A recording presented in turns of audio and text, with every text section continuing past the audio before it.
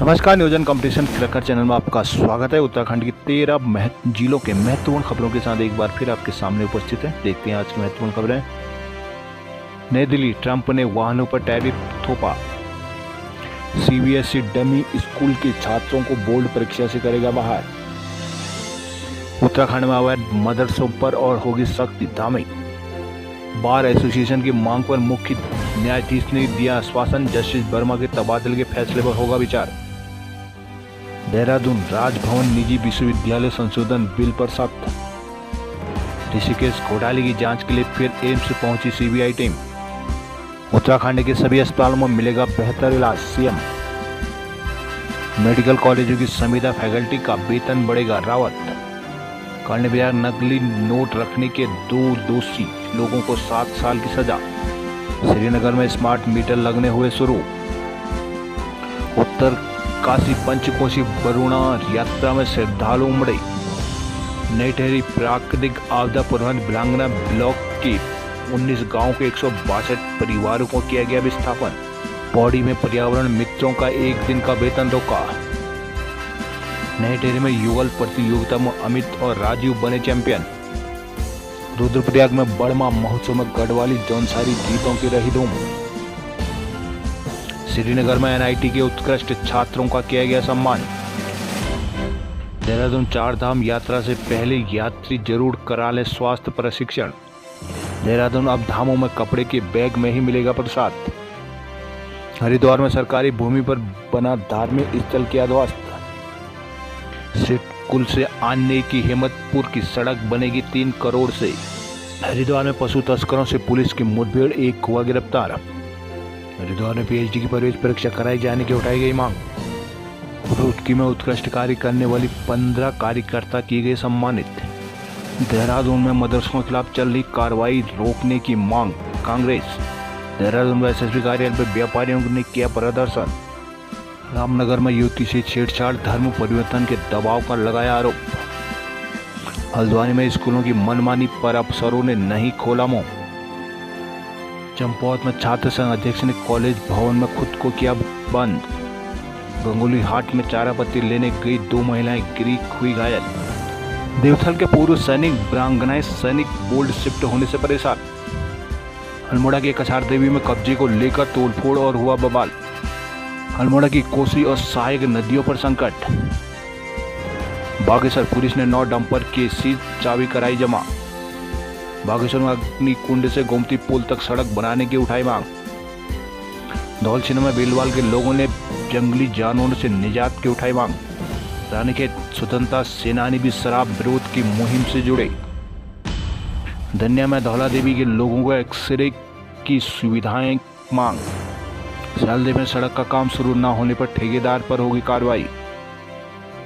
रुद्रपुर के अस्पताल के आसपास गोदाम में आग से मचा हड़कंप। दिनेशपुर के हरिचांद ठाकुर मंदिर में उमड़ा आस्था का सैलाब।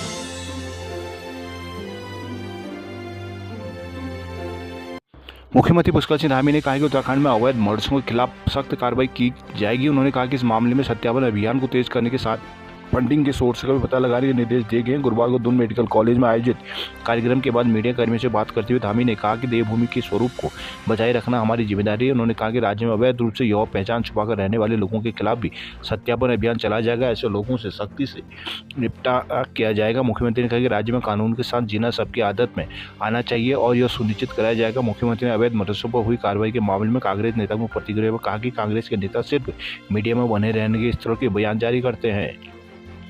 मुख्यमंत्री पुष्कर सिंह धामी ने कहा कि राज्य के सभी अस्पतालों में मरीजों को सस्ता और बेहतर इलाज सुनिश्चित किया जाएगा। इसके लिए स्वास्थ्य सेवाओं में सुधार कर इंफ्रास्ट्रक्चर और मानव संसाधन को बढ़ाया जा रहा है। गुरुवार को दून मेडिकल कॉलेज में चिकित्सा शिक्षा विभाग के लिए चयनित 1232 नर्सिंग अधिकारी की नियुक्ति पत्र वितरण समारोह पर उन्होंने यह बात कही है। मुख्यमंत्री ने कहा कि आयुष्मान योजना के तहत प्रदेश में 11 लाख से अधिक मरीजों को 2100 करोड़ रुपए से अधिक के कैशलेस इलाज की सुविधा दी जा चुकी है। प्रत्येक जिले में एक मेडिकल कॉलेज शुरू किया जा रहा है। प्रत्येक क्षेत्र के लिए हेली एम्बुलेंस सेवा भी शुरू की जाएगी। सरकारी अस्पतालों और मेडिकल कॉलेजों में स्टाफ की कमी दूर करने का प्रयास किए जा रहे हैं। सीएम ने कहा कि राज्य में अभी तक कुल 22,000 से अधिक युवाओं को सरकारी नौकरी दी जा चुकी है। इस दौरान सीएम ने 26 करोड़ की लागत से बने दून मेडिकल कॉलेज के सभागार का भी लोकार्पण किया। यहाँ स्वास्थ्य मंत्री डॉक्टर धन सिंह रावत, विधायक खजानदास, सचिव डॉक्टर आर राजेश कुमार, निदेशक चिकित्सा शिक्षक डॉक्टर आशुतोष सयाना आदि मौजूद रहे।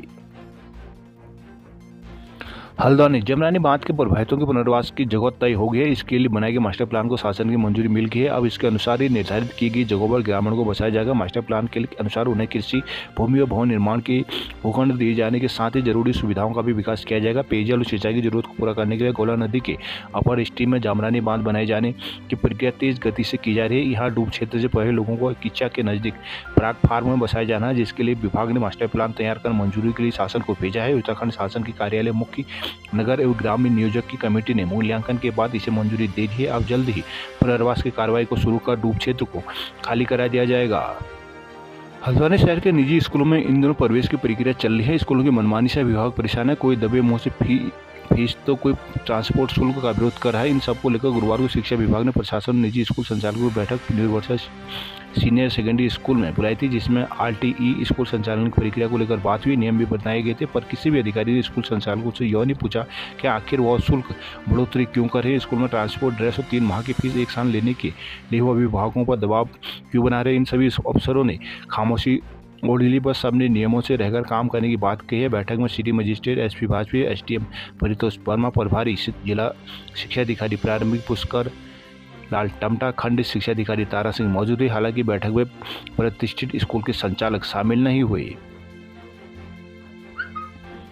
चंपावत में SSJ परिसर के अध्यक्ष मुकेश मेहर ने खुद को कॉलेज भवन में बंद कर लिया। उन्होंने मुख्य चैनल गेट में अंदर से ताला लगाकर धरना शुरू कर दिया था। उन्होंने कैंपस में सुविधाएं जुटाने, परीक्षा परिणाम में सुधार की मांग को कॉलेज प्रशासन के लिखित आश्वासन के बाद शाम 5 बजे अध्यक्ष ने धरना समाप्त किया। गुरुवार को पूर्वाह्न करीब 11 बजे छात्र संघ अध्यक्ष मुकेश मेहर कैंपस में पहुंचे। इसके बाद वे कॉलेज के मुख्य भवन के अंदर चले गए, जहां उन्होंने पैनल गेट पर अंदर से ताला लगाकर धरना शुरू कर दिया, जिससे लोग कॉलेज प्रशासन में हड़कंप मच गया। कैंपस के अधिष्ठा कल्याण डॉक्टर भगवान सिंह ने छात्र संघ अध्यक्ष को समझाने की तमाम कोशिश की, लेकिन वे नहीं माने। इसी दौरान कॉलेज प्रशासन ने पुलिस बुला ली। प्रभारी कोतवाल राजेश कुमार मिश्रा और SI प्रदीप बिष्ट टीम के साथ कॉलेज पहुंचे। उन्होंने भी छात्र संघ अध्यक्ष से मनाने की कोशिश की। अध्यक्ष मुकेश मेहर ने कैंपस में स्थायी प्राध्यापकों की तैनाती, रिक्त पद भरने की मांग के आरोप लगाया कि MA योग्य में 34 प्रवेश फर्जी तरीके से हुए। बिना विज्ञप्ति के लाखों का निर्माण कैंपस में कराया जा रहा है। कैंपस बनने के बाद शुल्क अधिक देना पड़ रहा है, लेकिन सुविधाएं नहीं मिल पा रही। लिखित आश्वासन के बाद शाम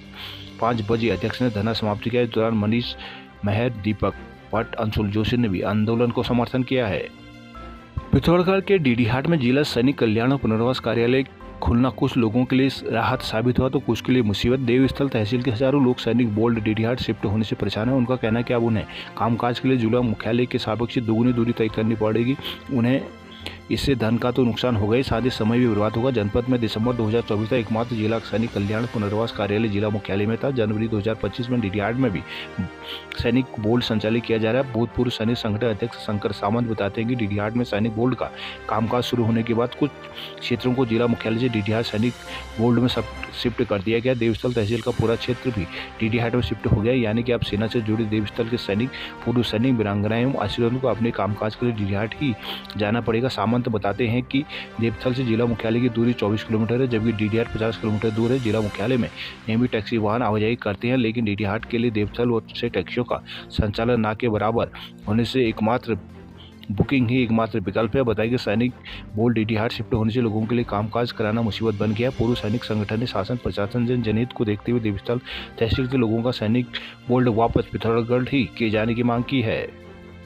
अल्मोड़ा के कसार देवी स्थित गधोली में 2 पक्षों के बीच जमकर बवाल हुआ है। गधोली के ग्रामीणों ने मूल हल्द्वानी निवासी महिला और 2 अन्य पर मारपीट और जान से मारने की धमकी देने का आरोप लगाया। वहां हल्द्वानी निवासी महिला ने भी ग्रामीण पर उनकी प्रॉपर्टी में तोड़फोड़, मारपीट और गाली गलौज की तहरीर दी है। पुलिस ने दोनों पक्षों के 10 लोगों में क्रॉस मुकदमा दर्ज कराया है। पुलिस के मुताबिक प्रधान प्रशासक गधोली की नीमा देवी सहित अन्य ग्रामीणों ने तहरीर दी। उनका कहना है कि मूल रूप से भोलानाथ काल्ड हल्द्वानी निवासी एक महिला व गांव के 2 अन्य लोगों ने ग्रामीणों की नाव भूमि में कब्जा कर 1 साल से आम रास्ता बंद कर दिया है। नाव भूमि के मालिकों में बुजुर्ग कुंती देवी और विकलांग चंदन सिंह के साथ आरोपियों ने मारपीट की। बंद रास्ते को खुलवाने के लिए पंचायत समिति, तहसीलदार, कानून को पटवारी आदि ने पुलिस की मौजूदगी व अतिक्रमण हटवाया था। अब आरोपियों ने फिर से कब्जा कर लिया। पुलिस ने तीनों पर मुकदमा दर्ज किया है।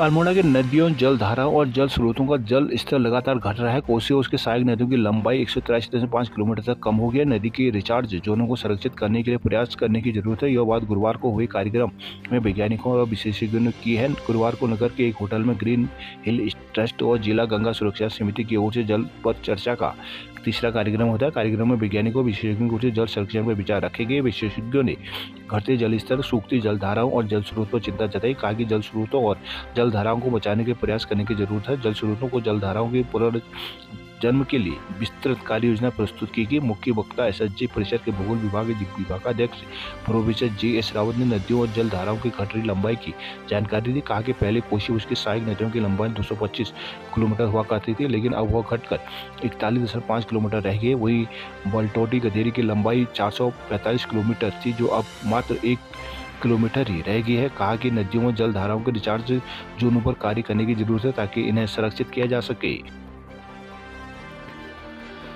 रुद्रपुर के खिच्ची हाईवे स्थित किरतपुर मार्ग पर गुरुवार शाम एक निजी अस्पताल के पास स्क्रैप के गोदाम में आग लगी। इस बीच आग ने 4 अन्य गोदामों को भी चपेट में ले लिया। रात 10 बजे तक फायर ब्रिगेड की 8 गाड़ियां मौके पर पहुंच चुकी थी। देर रात तक दमकल कर्मी आग बुझाने में जुटे हुए थे। वही आग से एक ट्रैक्टर ट्रॉली भी जल गई। जानकारी के अनुसार गुरुवार शाम 7 बजे खिच्ची हाईवे स्थित किरतपुर मार्ग पर एक निजी अस्पताल के पास एक स्क्रैप के गोदाम में आग लगी थी। देखते ही देखते आग ने विकराल रूप धारण कर लिया। आग ने आसपास के स्क्रैप के गोदामों को भी चपेट में ले लिया। सूचना पर गोदाम स्वामी बिलासपुर निवासी नईम, पहाड़गंज के पार्षद नहीरुद्दीन अहमद सहित अन्य गोदाम स्वामी साथी के साथ मौके पर पहुंचे। उन्होंने आग बुझाने की कोशिश की, लेकिन सफल नहीं हुए। इस दौरान सूचना पर फायर ब्रिगेड की गाड़ी में मौके पर पहुंच गई। सीएफओ संजीवा कुमार ने बताया कि एक स्क्रैप गोदाम में शॉर्ट सर्किट वजह से आग लगने की आशंका है। रुद्रपुर में अग्निशमन यूनिट के साथ किचिया, सेठकुल, गदरपुर, बजाज समेत अन्य फायर ब्रिगेड के 8 वाहन मौके पर पहुंचे। देर शाम तक आग पर काबू पाने की कोशिश की गई, लेकिन वही स्क्रैप कारोबारी ने आग से लाखों नुकसान की आशंका जताई है। नगर पालिका पौड़ी के 21 पर्यावरण मित्रों की ड्यूटी के प्रति लापरवाही बरतना भारी पड़ गया। पालिका के अधिशासी अधिकारी एसपी जोशी ने सफाई ड्यूटी स्थलों का औचक निरीक्षण किया, जिसमें 8 ड्यूटी स्थल व डोर टू डोर कूड़ा कलेक्शन व्यवस्था में सेवारत 13 पर्यावरण मित्र नदारत मिले। इस ईओ जोशी ने तत्काल सभी नदारत 21 पर्यावरण मित्रों के 1 दिन के वेतन पर रोक लगाए जाने के निर्देश दिए। कहा कि पौड़ी में सफाई व्यवस्था चाक चौबंद बनाए रखने में हर कर्मचारी को अहम योगदान देना होगा। सफाई व्यवस्था में किसी तरह की लापरवाही बर्दाश्त नहीं की जाएगी। नगर पालिका पौड़ी के अधिशासी अधिकारी एसपी जोशी ने कहा कि पालिका क्षेत्र के बस अड्डा, लोअर बाजार, एजेंसी चौक सहित विभिन्न सफाई ड्यूटी स्थलों का औचक निरीक्षण होगा, जिसमें शहर में सफाई के मानकों में सुधार को लेकर व्यवस्थाओं का जायजा लिया जाएगा। पालिका अध्यक्ष पौड़ी की स्वच्छता पर विशेष फोकस है। जिलाधिकारी पौड़ी ने सफाई मानकों में गुणात्मक सुधार के निर्देश दिए हैं, जिससे लेकर सफाई ड्यूटी स्थलों का निरीक्षण किया गया। निरीक्षण में 15 पर्यावरण मित्र अनुपस्थित पाए गए, जिसमें से 7 ने विधिवत अवकाश लिया था, लेकिन 8 ड्यूटी से गायब पाए गए। बताया गया कि डोर टू डोर कलेक्शन में सेवारत 13 पर्यावरण मित्रों में ड्यूटी से गायब मिले। ड्यूटी में लापरवाही बरतने वाले समस्त पर्यावरण मित्रों के 1 दिन को वेतन को रोका जाएगा। रुद्रप्रयाग के जखोली में आयोजित बड़मा कृषि पर्यटन सांस्कृतिक विकास महोत्सव में गुरुवार को गढ़वाली और जौनसाली गीतों की धूमधाम रही। दर्शकों ने तालियां बजाकर कलाकारों का उत्साह बढ़ाया। गुरुवार को आयोजित महोत्सव में मुख्य अतिथि के रूप में कैबिनेट और जनपद प्रभारी मंत्री सौरभ बहुगुणा बड़मा पहुंचे। इस दौरान उन्होंने कहा कि सांस्कृतिक विरासत को संजोने के लिए ऐसे महोत्सव जरूरी है। यह हमें मिलन के अवसर प्रदान करते हैं। मेले के दूसरे दिन का शुभारंभ प्रभारी मंत्री सौरभ बहुगुणा ने दीप प्रज्वलित कर किया। इस दौरान रुद्रप्रयाग विधायक भरत सिंह चौधरी भी उनके साथ मौजूद रही। कैबिनेट मंत्री ने सरकार द्वारा संचालित विभिन्न योजनाओं की जानकारी जनता को दी, जबकि जनता से योजनाओं का लाभ लेने का आह्वान किया। इस अवसर पर राष्ट्रीय प्रारंभिक विद्यालय धरियांज और चिल्ड्रन एकेडमी हाई स्कूल तिमली के विद्यार्थियों ने सरस्वती वंदना और लोकगीत प्रस्तुत किए। महिला मंगल दल कोठी बड़मा, महिला मंगल दल धरियांज और महिला मंगल दल जखनियाल गांव की महिलाओं ने सांस्कृतिक प्रस्तुतियां दी, जिनकी दर्शकों ने प्रशंसा की। बड़मा कृषि पर्यटन और सांस्कृतिक विकास महोत्सव के दूसरे दिन जौनसर भावर से आई कलाकारों की टीम ने भी अपनी प्रस्तुतियां दी है, जिसमें जौनसर गीतों को लोक नाटिका के माध्यम से प्रस्तुत किया गया है। देश भर से चारधाम यात्रा पर आने वाले तीर्थ यात्रियों के लिए स्वास्थ्य विभाग ने एडवाइजरी जारी कर दी है, जिसमें सभी यात्रियों से यात्रा पर आने से पूर्व स्वास्थ्य परीक्षण कराने और डॉक्टर के परामर्श के अनुसार यात्रा करने की सलाह दी है। रवि स्वास्थ्य सचिव डॉक्टर आर राजेश कुमार की ओर से गुरुवार को एडवाइजरी जारी की गई। सचिव स्वास्थ्य ने एडवाइजरी के साथ ही सभी राज्यों के मुख्य सचिवों को भी पत्र लिखा है। एडवाइजरी जारी करते हुए सभी राज्यों से एसओपी का अधिक से अधिक प्रचार करने का अनुरोध किया गया है, ताकि लोगों को चारधाम यात्रा से पूर्व यहाँ की परिस्थितियों की जानकारी ठीक से दी जा सके।